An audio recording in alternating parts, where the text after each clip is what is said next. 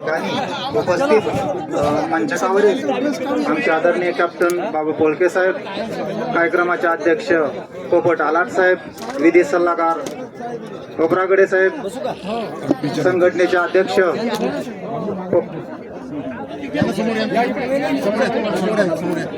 प्रदीप गायकवाड साहेब, त्याचप्रमाणे पुणे अध्यक्ष सुभेदार संतोष वानकडे साहेब आणि उपस्थित सर्व माजी सैनिक परिवार, समता सैनिक दल, शक्य संघाचे अधिकारी, आज आपण सर्वांनी मिळून 208वा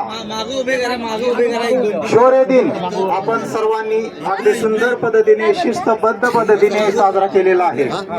आज सकाळपासूनच आपण या ठिकाणी सर्वच जण उपस्थित झाला आणि या कार्यक्रमाची शोभा वाढवली. त्याबद्दल मी यशसिद्धी आजी माजी सैनिक संघटना महाराष्ट्र राज्य यांच्या वतीने आणि या ठिकाणी यशसिद्धी आजी माजी सैनिक संघटना जे पुणे शाखा आहे, जे या कार्यक्रमाचं आयोजन करत असते, या सर्व सन्माननीय सदस्यांच्या वतीने आपण उपस्थितांचे मी आभार व्यक्त करतो. आणि या ठिकाणी आजचा कार्यक्रम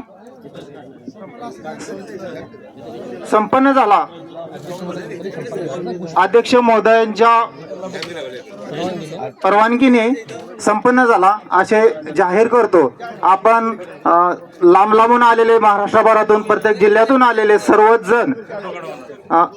जण ज्या ठिकाणी आपण रिटर्न जाणार असतात किंवा आपण गाडी घोड्याने आलेला तर असता, आपण व्यवस्थित जायचं आहे आणि आपल्या स्वतःची काळजी घ्यायची आहे.